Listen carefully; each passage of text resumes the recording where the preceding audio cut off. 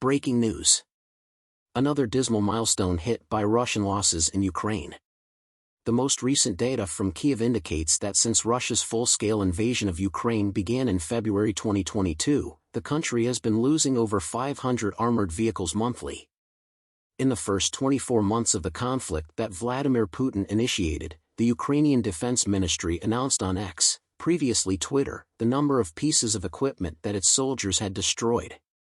Since the commencement of the full-scale invasion, 13,000 Russian armored combat vehicles have been destroyed, the message read on Monday. Monthly, that amounts to around 500 armored vehicles. With lightning speed, Ukrainian fighters dismantle Russian weaponry. Well done. The military department tacked on.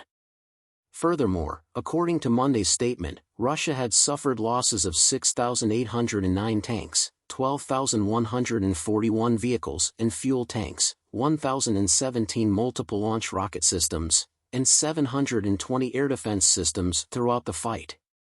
Since it is difficult to determine the actual numbers of casualties on either side, Newsweek has reached out to the Russian Defense Ministry for comment regarding the dubious estimates. Oryx, a website that compiles data on equipment losses using video or still images, reported on Monday that Russian forces have suffered 1,261 destroyed, damaged, abandoned, or captured armored battle vehicles, 858 total, 34 total damaged, and 268 captured vehicles.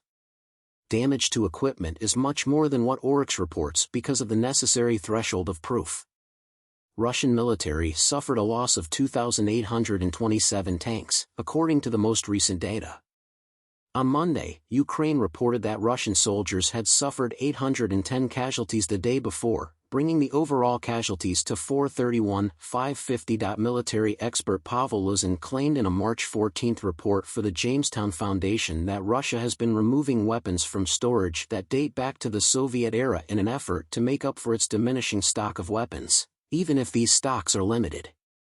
Russia cannot renew these armaments and equipment, according to Luzin, a visiting scholar at the Fletcher School of Law and Diplomacy, and the storage bases are not endless.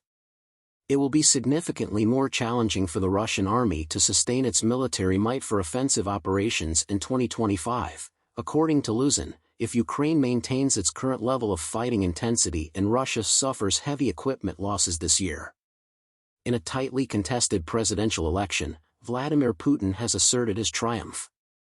Despite the heavy toll on Russian lives and equipment as well as the economic hardship caused by sanctions, the Kremlin sought victory in order to solidify support throughout the nation for the full-scale invasion. According to Marcus Korhonen, a senior associate at the security firm Strategic Intelligence, Putin's capacity to keep domestic support despite sanctions shows his strategic resilience. This has neighboring states worried about possible provocations under his leadership, especially in light of economic difficulties and military losses. Meanwhile, the White House announced that Israeli Prime Minister Benjamin Netanyahu has authorized the dispatch of a delegation to Washington to address American concerns regarding Israel's planned military operation in southern Gaza, which could endanger more than 1 million civilians. This comes as Israel and Hamas have initiated crucial negotiations regarding hostages and a possible ceasefire. In a candid phone call with Netanyahu on Monday, President Biden ratcheted up his pressure on Israel to reconsider its war strategy and emphasized that the country could still achieve its objective of vanquishing Hamas, the U.S.-designated terrorist organization whose assault last October ignited the conflict.